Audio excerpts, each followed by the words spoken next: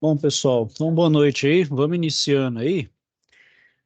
Vamos iniciar então aqui. Então, essa é a última web aula, né, da unidade curricular de montagem de sistemas mecânicos.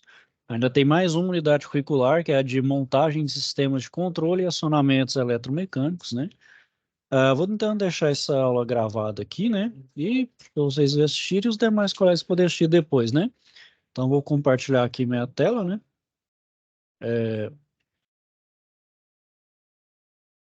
Então, vamos lá, pessoal. Então, vamos lá. Então, aula de conceito aí, né, pessoal? Vou falar então da parte de processos, né, de produção. É bem pertinente aí para de vocês, né, na área então de eletromecânica. É enxergar não só um processo micro, mas o macro, né, um processo ele como um todo, né, o fluxo de produção aí industrial, né? Então, vamos lá, pessoal. Fluxo, processo de produção aí, seus tipos e características. Então, o que que é isso? É a organização das atividades da empresa por uma série de tarefas, como entradas, né? Então, seja ela insumos, informações, pessoas, máquinas, seguida então de um processo físico ou virtual.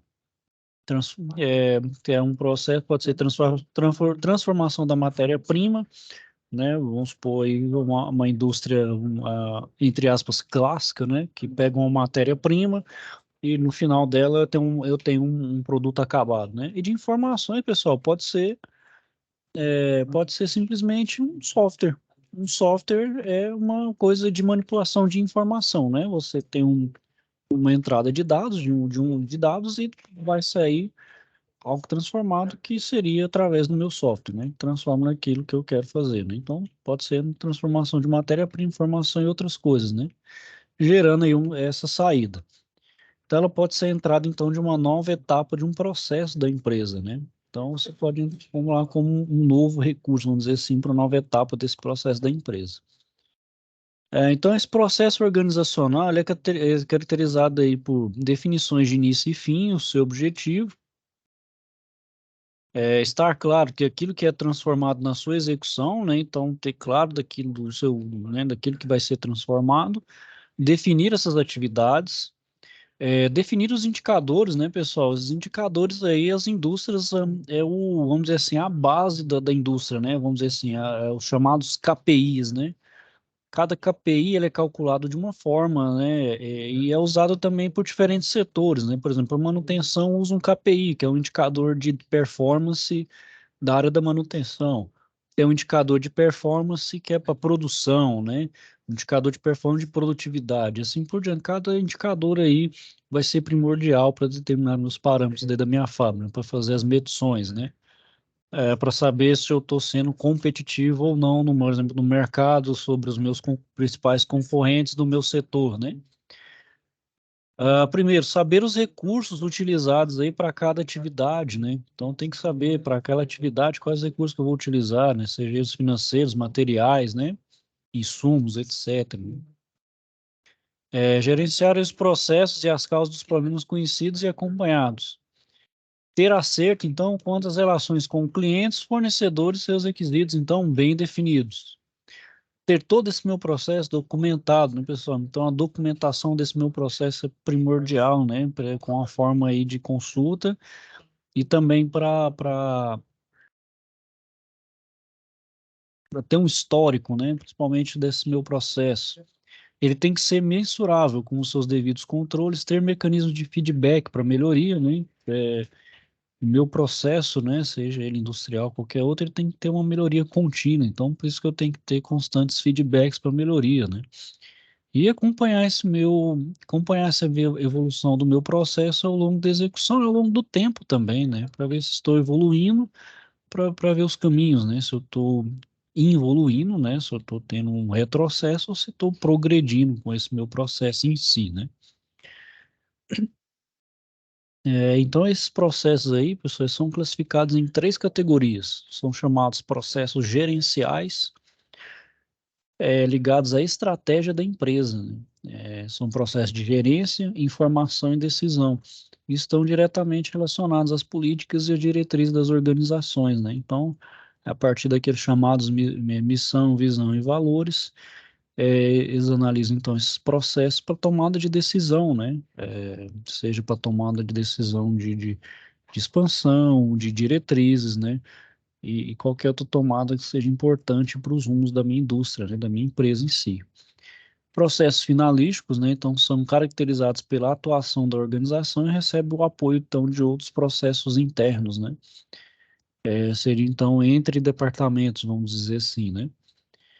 Os de suporte são essenciais para a gestão efetiva das empresas, né, dando suporte, então, a processos finalísticos. Estão diretamente relacionados à gestão de recursos necessários ao desenvolvimento de todos os processos da organização.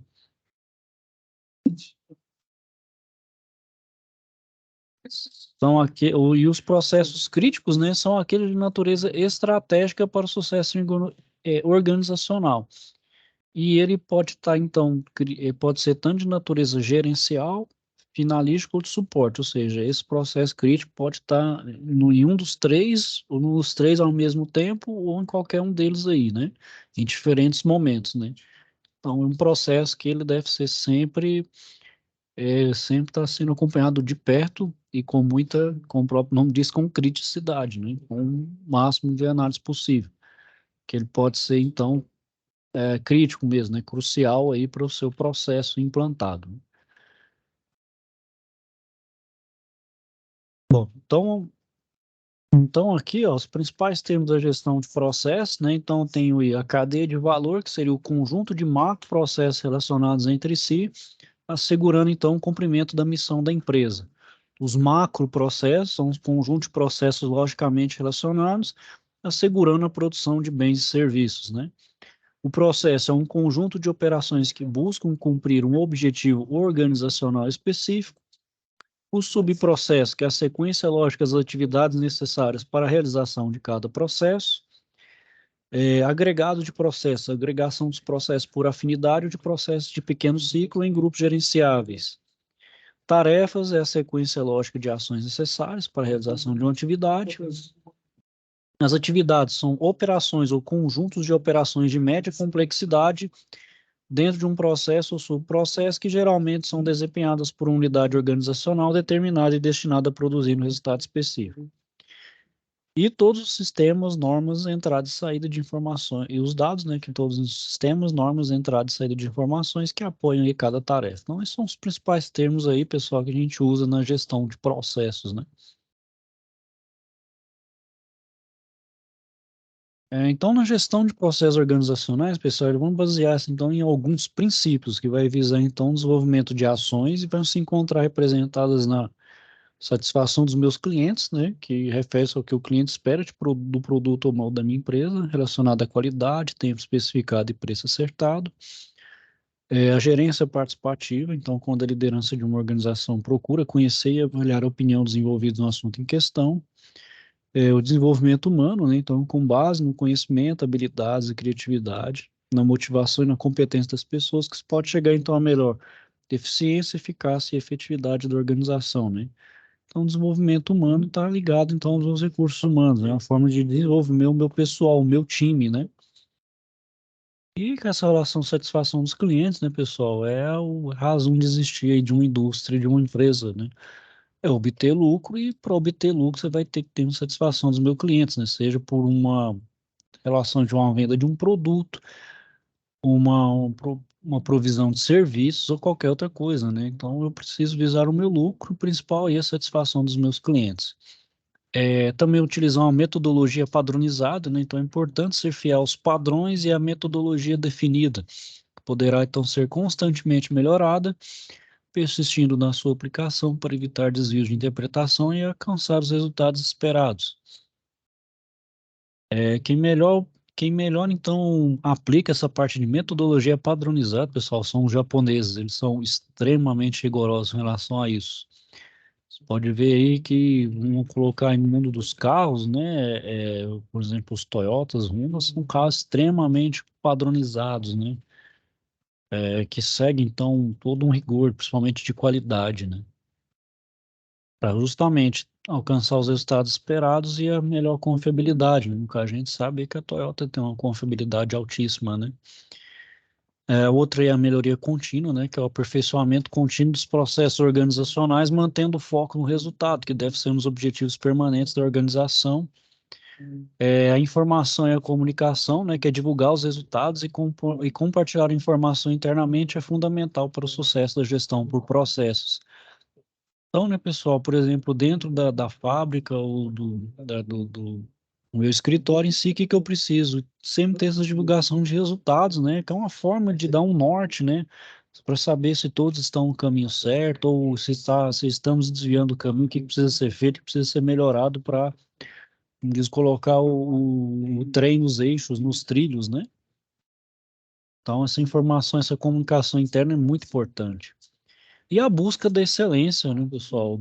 Os erros devem ser minimizados e as suas causas eliminadas, sempre considerando como a melhor oportunidade de acerto.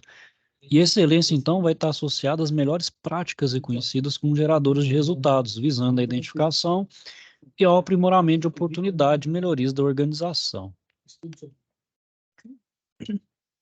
Então, por exemplo, aí, os fluxos de processo, então, aí, né, pessoal, podem ser contínuos,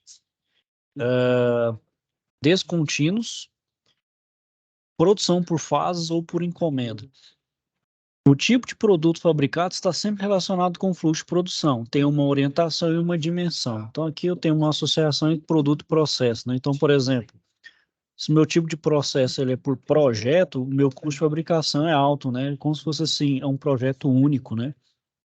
Do tipo job shop tem um custo menor, até do tipo contínuo que vai me apresentar um menor custo de fabricação. E a característica do produto vai ser, então, volumes grandes para uma alta demanda. Então, para o sistema aqui do tipo contínuo, vai ser, então, volumes grandes para uma alta demanda. E o meu projeto aqui unificado é um de cada tipo, né? Então, sobre a produção contínua, ela é caracterizada por uma produção em massa, visando, então, grandes volumes de produção e poucas variedades de produto. Possui um layout com sequência linear e que os produtos, então, são padronizados. As etapas de produção são balanceadas, então, para que as atividades mais lentas não prejudiquem a velocidade do processo, né? Fazendo com que o produto da fase inicial até a final tenha um curto tempo de produção, além de eliminar o transporte de produtos semi-acabados pela empresa. Eles têm uma alta automatização, certo, pessoal? Então, é muita utilização de máquinas que fazem repetição de tarefas. Vamos supor aí uma fábrica bem nesse. Bom, uma fábrica de caneto, por exemplo, né, que é um produto rápido e que então ele é muito automatizado e padronizado. Então você vai ter muita automatização e menos trabalhadores físicos, né, mais os robôs aí que fazem os trabalhos repetitivos, né. Então as tarefas são repetitivas, tem uma grande rentabilidade obtida através da produção de grandes volumes com custo por unidade baixo. Então para eu ter esse custo por unidade baixo, então eu preciso ter um grande volume, senão se não fabricar, por exemplo, um determinado equipamento, não compensa, um determinado objeto não me compensa. Os custos de implantação são altos, né? Porque isso vai ter uma alta empregabilidade de máquinas e equipamentos, principalmente automatizados, né? Então, você vai ter uma linha extremamente automatizada, então elas vão ser caras inicialmente. As linhas de montagem também não podem ser modificadas facilmente, né? Elas são um pouco mais rígidas, né? Ela não dá essa flexibilidade, por exemplo, de alteração. E a sua principal aplicação, né, pessoal? Então, as indústrias químicas, indústria de papel celulose, derivados de petróleo, de aço, montagem automobilística, além de indústria de montagem de eletrodomésticos e eletrônicos. Eu te falei desses, vamos dizer assim, bens de consumo duráveis, né? Como um lapiseiro, um lápis, objetos do dia a dia, né? Enfim, né? Que são produtos de alto volume aí com custo de unidade baixo. Outro tipo de produção aí, pessoal, é a descontinuada, que ela é caracterizada pelo layout de produção não linear, pois o produto então vai passar por vários pontos até chegar ao estoque, tendo como principal característica o transporte. O processo descontínuo, então, ele tem como pontos de desperdício o transporte de um processo a outro, a espera ou excesso de peças aguardando transporte ou processamento, né? Então, esse deslocamento de um ponto ao outro, excesso de peças aguardando transporte e processamento, que vai dar aquela demorada, então. Esses layouts são geralmente células, né, celulares, podendo ter máquinas e equipamentos por tipo ou ser agrupado para determinado grupo de produtos que serão fabricados. Então, por exemplo, a filosofia de produção enxuta, né, que é o Lean Manufacturing, tem ajudado então a eliminar os desperdícios, fazendo com que se enxergue os pontos de melhoria através dos mapas de processo e fluxogramas de produção e processo. Então, por exemplo, nessas duas figuras ao lado, eu tenho um exemplo dessa produção descontinuada. Essa aqui de cima é uma divisão por departamento em que as máquinas similares são agrupadas. Então, por exemplo, tem máquinas que executam mais ou menos a mesma função, elas ficam juntas, né? E elas podem ter um fluxo, vamos dizer assim, cruzado, né? Dessa aqui vem para cá e essa outra vem para esse lado de cá aqui, ó. Isso aí é o produto acabado, né? Nessa abaixo aqui, ó, ela é por células de trabalho, né? Ou seja, o agrupamento é feito por outros fatores que têm como principal objetivo finalizar as atividades na fabricação da peça, incluindo embalagem, sem precisar movimentar a peça ou produto entre células. Então, por exemplo, eu faço meu início aqui, manipulo aqui, passo por essa célula aqui, né? Sem ter um grande deslocamento, ou necessariamente ter um deslocamento, e já sai o meu produto acabado. Nesse caso aqui, no de cima, né, eu já tenho que fazer um deslocamento aqui entre peças, né? Então, isso aqui dá um certo desperdício de tempo, né? Nesse aqui dá uma produção, vamos dizer assim, mais enxuta em questão de tempo, né? Se eu fizer esse tipo de organização minhas máquinas, equipamentos e mão de obra, né? Quantidades, então, relativamente pequenas de produtos diferentes, utilizando um layout considerado universal, como, por exemplo, turnos, pesadores, etc. E essa implantação dessas máquinas é realizada por layouts funcionais que as agrupam em função do tipo de tarefa que executam. Então, nesse tipo de produção, as máquinas são capazes de realizar um grande número de operações que não são específicas para um determinado tipo de produto, que lhe dá, então, uma grande flexibilidade. Então, outro tipo de produção aí, pessoal, é a chamada produção por fases. Ela possui, então, dois sistemas de orientação, o de estoque e o de encomenda. Os sistemas orientados para estoque, ele ocorre quando o item é produzido e estocado antes de o cliente confirmar o pedido, tendo um sistema de atendimento rápido ao consumidor e a custo baixo. Porém, o cliente tem poucas opções de escolha, né? Isso quando eu fico orientado para o estoque, né? Então, o estoque de uma mesma coisa, ele fica por um pouco tempo, né? A gente sabe hoje que ter estoque hoje é perder dinheiro, né? Então, tem que ter aquele estoque mínimo já para ter um destino para despachar aquela peça, né? E os sistemas orientados para encomenda, que ele vai ocorrer quando os processos são relacionados a um cliente em particular e as condições do negócio, tais como prazo de entrega e preço, são discutidas e negociadas com o próprio cliente, né? Basicamente, hoje o que acontece aí nos e-commerces, né? Basicamente, a gente faz um pedido, já tem lá tem, vamos dizer assim, naquele armazém, e já tem um preço mais ou menos negociado e já faz o envio, né? É, confirma-se o pagamento, né? É basicamente aí esse sistema orientado em encomenda acontece muito aí para no nosso e-commerce atual, né? E a produção por encomenda, né, ela é realizada em lotes, então não existe então um sequenciamento de procedimentos. O arranjo físico, o dito funcional, pode ser definido segundo o processo de produção e disposto conforme a necessidade e aptidão dos funcionários, das operações e equipamentos. Os equipamentos, então, apresentam alteração frequente de processo de trabalho, os postos de trabalho têm alta variedade de produtos e tamanho de lotes fabricados. Então, aqui na figura eu tenho um belo exemplo aí desse tipo de produção por encomenda. A indústria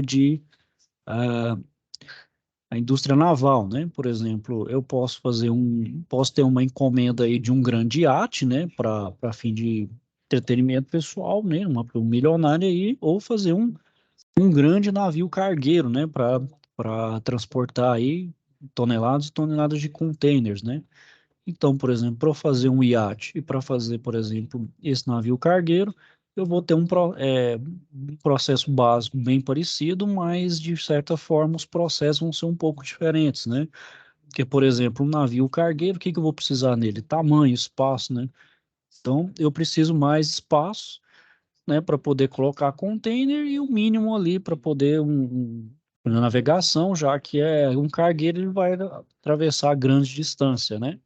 E para fazer um iate, o que que eu vou fazer? Vai ser bem por encomenda mesmo, né? Que o iate vai ser praticamente uma casa personalizada. O cara, ó, eu quero um iate de tantos pés, com quarto, com, né, banheiro, cozinha e, né, e área de lazer, enfim, vai ser praticamente uma casa em um casco, né? Então ele vai ser bem personalizado, vai ter materiais nobres, né? Então os processos vão se diferir nisso. Um outro exemplo que eu tenho aí seria os carros de luxo, né? Vamos supor aí um Rolls Royce, né? Um Rolls Royce é um carro que ele é uma linha de produção dele é toda manual. A única exceção, o único lugar que vai ter de fato o único lugar de fato na fábrica da Rolls Royce que vai ter um robô vai ser na pintura, que é o único a única parte mesmo da fabricação do carro que o ser humano não faz melhor do que o robô, que é justamente a pintura. Essa parte da pintura, eles gastam lá 4 camadas de tintas, ou equivalente a 45 quilos de tinta, para fazer a pintura do Rolls Royce, né? E o restante é tudo feito manualmente, desde a soldagem até a montagem final do carro, né? Então ele é toda manual, tudo artesanal. E é totalmente por encomenda. Então, cada cliente vai ter um carro, cada carro que está sendo montado tem uma coisa diferente, que é um carro personalizado, né? Bom, é isso aí, pessoal. Era só para falar disso aí mesmo, que é uma coisa a mais aí para ser abordada para o dia a dia de vocês. Alguém tem alguma dúvida ou questionamento? Quer falar alguma coisa?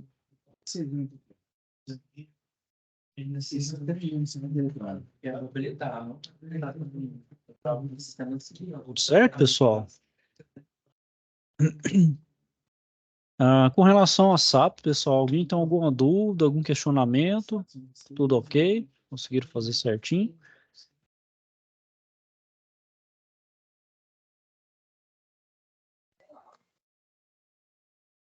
Ô, Pode falar. Anderson, Pode falar, Antônio. é, o limite de entregar essa app era hoje, né? Pode ir entregando aí, Antônio. Eu deixo um pouquinho antes para vocês não se perderem nessas datas de entrega aí. Vai encerrar dia 14, certo? Pode ir Hum, entregando aí que eu vou recebendo e vou fazendo as correções aí, certo? ah, tá. É mais uma forma para vocês só se atentarem aos prazos aí, para não deixar no último dia, na última hora mesmo, certo? Até para vocês se organizarem melhor aí. Entendi, porque ontem eu entreguei a SAP 3 aí. Não, tranquilo, mano, sem problema. Então a gente já faz as correções aqui e atribui a nota. Hum. Mais algum questionamento aí, pessoal? Alguma dúvida? A SAP 3, ela é uma análise da simbologia, não é? Isso, da simbologia das tolerâncias de forma e de posição. É só identificar qual é, né? Isso, pelo símbolo você identifica qual que é. Que é de cilindricidade, paralelismo, né? Enfim, né? Circularidade, cilindricidade.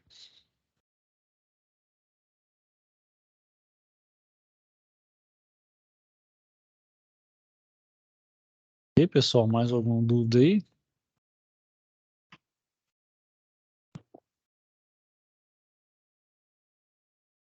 Certo, pessoal? Então, não havendo mais dúvidas aí, vou finalizando aqui por hoje, certo? Qualquer dúvida que tiver, então, não deixe de procurar aí. Então, desejar então todos uma boa noite, fiquem todos com Deus e até a próxima. Valeu, falou, boa noite. Boa noite.